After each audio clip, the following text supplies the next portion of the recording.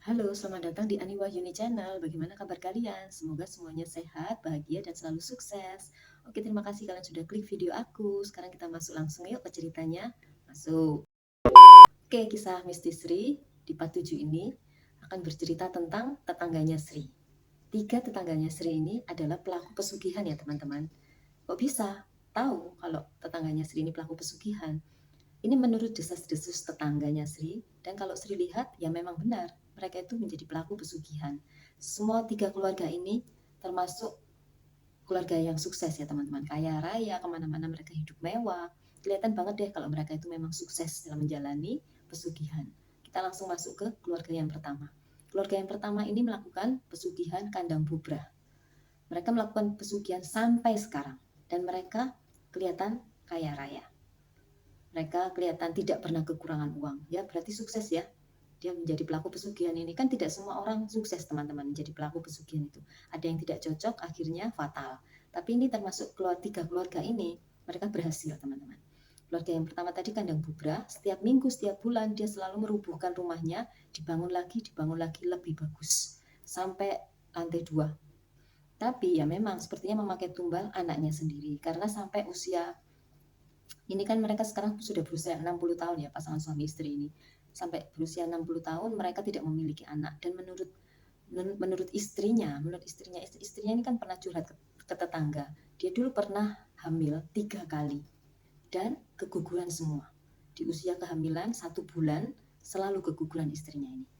Dan tiba saatnya mereka itu berusia dulu itu saat berusia 30 tahun atau 35 tahun mereka memutuskan untuk mengangkat anak, dan anak yang diangkat ini adalah dari saudara sendiri, teman-teman. Saudara dari desa diangkat sebagai anak. Masih kecil ngambilnya, itu masih bayi waktu itu. Dan anak yang diambil ini adalah anak laki-laki, dan tiba saatnya anak laki-laki ini dewasa menikah kan teman-teman dengan seorang perempuan, dan menantunya ini selalu keguguran. Akhirnya berapa kali keguguran, 3 kali keguguran, si menantunya ini memutuskan untuk bercerai karena dia sudah mendengar kabar dari tetangga-tetangga kiri kanan kalau mereka itu dari keluarga pesugihan. Dia nggak punya anak gitu loh. Kan dia pasti tahu, oh anakku ini dijadikan tumbal gitu kan teman-teman. Akhirnya dia memutuskan untuk keluar dari keluarga itu, dan si anak ini akhirnya mencari seorang istri lagi. Dan kabarnya sekarang sih sudah menikah, sudah punya anak. Ya semoga aja ini anaknya bisa lahir dengan dengan sehat sampai besar ya teman-teman. Ini nggak tahu kabar berikutnya, tapi yang sering dengar sih mereka sudah memiliki seorang cucu. Tapi kekayaan mereka masih banyak teman-teman. Jadi kita nggak tahu ya kedepannya bagaimana kehidupan mereka. Ini keluarga yang pertama. Keluarga yang kedua, keluarga Chinese ya teman-teman. Ini dikenal mengambil pesugihan di Gunung Kawi. Sebuah keluarga yang memiliki anak 3, cowok, cewek. Anak yang pertama itu cacat mental teman-teman. Sejak lahir, sejak bayi itu sudah mengalami hal seperti itu. Sampai besar akhirnya usia berapa ya? Usia 35 tahun kalau nggak salah, meninggal anak yang pertama ini. Setelah anak pertama meninggal, anak kedua menikah. Menikah nggak pernah berhasil saat hamil, selalu keguguran. Lalu lama mereka menjalani kehidupan pernikahan itu 5 tahun rasanya. Akhirnya si istri ini minta cerai teman-teman. Karena dia sudah mendengar kabar kalau keluarga ini adalah keluarga yang mengambil pesugihan Gunung Kawi. Dia akhirnya memutuskan untuk keluar dari rumah itu. Sampai sekarang tidak menikah anak yang kedua itu. Lalu anak yang ketiga perempuan tidak menikah juga sampai sekarang teman-teman. Dan tidak lama setelah yang anak keduanya tadi bercerai, itu papanya itu tiba-tiba jatuh dari mana ya, dari pokoknya naik ke atas terus tiba-tiba jatuh, mungkin jatuh dari loteng ya teman-teman, kan rumahnya kan 2 lantai. Mendadak langsung dikabarkan satu lingkungan rumahnya Sri itu kalau bapak ini meninggal. Dan yang kelihatan baik-baik saja ya istrinya kelihatan seperti artis teman-teman, tapi ya gitu, istrinya ini baik, ke semua orang itu baik. Jadi kita tidak mengira ya mungkin kalau dia itu ternyata pelaku pesugihan, tapi yang jelas dia itu termasuk warga yang baik. Kalau ada yang meninggal dia gitu rajin ikut mendoakan, ikut menyumbang uang, gitu teman-teman. Tidak kelihatan ya, padahal dia pelaku pesugihan. Tapi dia tidak pernah sih bagi-bagi makanan.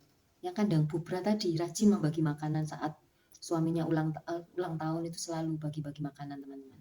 Entah bubur merah, entah nasi, rajin dia. Kalau yang keluarga Tionghoa ini enggak. Lalu yang ketiga, ini bukan warga asli di situ, dia adalah penjual penyetan lele itu teman-teman. Tahu kan pecel lele? Kalau di Surabaya itu kan namanya penyetan lele. Dia tuh ngontrak di situ, di lingkungan tempatnya Sri berada. Dan keluarga pedagang penyetan lele ini berdampingan dengan keluarga kaya raya. Nah, setiap hari pembantu dari keluarga kaya raya ini, kalau keluarga kaya raya ini nggak pakai pesugihan ya teman-teman, dia memang kaya dari bekerja. Lalu setiap hari pembantunya ini kan menyapu halaman. Nah, setiap dia menyapu halaman, dia selalu menemukan uang di tong sampah si penyetan lele ini. 100.000, 100.000, 100.000. Setiap hari dia menemukan dan dia mengambilnya, teman-teman. Dia cerita ke tetangga-tetangga, aku lo nyapu tiap hari dapat uang 100.000. Kamu mau tak? Kamu mau tak? Dia lo seperti itu, pembantu ini. Tapi tetangganya itu selalu bilang, hati-hati lo, itu kan bukan uangmu. Jangan diambil, bahaya, jangan-jangan uang tumbal nanti. Enggak bukan uang tumbal. Aku nemu kok, ya udah tak pakai aja. Untuk aku ke pasar, untuk aku beli apa. Kebutuhanku lo banyak, aku harus ngirim uang ke desa juga. Itu yang dia beritahu ke tetangga-tetangga. Ya tetangga-tetangga ya selalu bilang hati-hati, jangan ngambil uang sembarangan. Itu bukan uangmu, mendingan kamu kembalikan. Tapi nggak digubris teman-teman. Selalu setiap pagi nyapu, nemu uang diambil. Nyapu, nemu uang diambil. Itu pembantu itu melakukan hal seperti itu. 3 bulan 3 bulan dia mengambil uang dari tong sampah penyetan lele itu, tukang penyetan lele. Setelah 3 bulan apa yang dialami? Sakit teman-teman, nggak bisa berdiri, sakit pokoknya. Akhirnya dia dipulangkan dong ke kampungnya, nggak mungkin lah dia bekerja sebagai pembantu, benar nggak? Akhirnya setelah dia pulang, itu tetangga-tetangga pada banyak yang nanya ke majikannya, loh bu, kemana mbak ini? Kok nggak pernah kelihatan? Oh iya, sakit. Jadi kemarin pulang ke kampung. Oh gitu. Kok lama ya? Saya nggak melihatnya sudah 1 bulanan ya Bu ya. Oh iya, sudah hampir 1 bulan, lebih tepatnya ini 3 minggu. Masih 3 minggu kok dia di rumah untuk berobat katanya gitu. Setelah 1 minggu teman-teman, minggu depannya itu kan sudah 1 bulan, 4 minggu kan. Ibu itu memberitahu, ibu majikannya itu memberitahu ke tetangga, pembantunya meninggal. Meninggal teman-teman, tidak lama ya setelah dia itu menikmati uang dari tong sampah itu, dari orang yang jualan penyetan lele. Selama 3 bulan dia mengambil uang 100.000, 100.000, 100.000, 100.000, terus selama 3 bulan, lalu 1 bulannya meninggal. Bayangkan, benar-benar dia dijadikan tumbal teman-teman. Pelajaran ya ini untuk kita semua. Kalau nemu uang di jalan, jangan diambil, bahaya. Sekarang orang-orang itu sudah melakukan banyak hal untuk menghalalkan segala cara untuk kaya raya, untuk mendapatkan kesuksesan. Kita nggak usah tergiur. Kalau ada uang ya udah biarin aja, lewati aja. Bahaya teman-teman. Meskipun 2.000, 5.000, 10.000, 100.000, 50.000, jangan diambil. Itu bukan uang kita, ya. Satu hal, itu pesan untuk kita semua.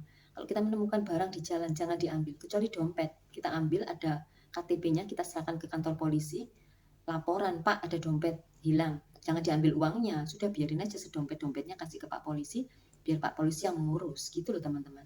Kita hidup di dunia ini hanya sekali, melakukan hal yang baik aja. Kita jangan mencari masalah, kita melakukan hal-hal yang ya lurus-lurus aja gitu loh teman-teman. Banyak loh seperti ini, orang tidak sengaja, orang kepingin punya uang, nemu uang diambil. Jangan, udah ditahan aja. Kita hidup ya secukupnya aja, seperlunya. Maksudnya sesuai kebutuhan aja, nggak usah neko-neko kepingin ini, kepingin ini, kepingin ini. Stres yang ada. Kita itu pokoknya mengucap syukur aja dengan apa yang sudah diberikan oleh Tuhan. Mengucap syukur aja. Kalau ada uang ya beli, kalau nggak ada uang ya nggak usah beli. Ngapain kita memaksakan diri untuk membeli sesuatu yang kita tidak bisa beli gitu loh teman-teman. Gak usah takut dihina orang gara-gara gak punya uang. Yang penting kita jujur, yang penting kita lurus di jalan Tuhan.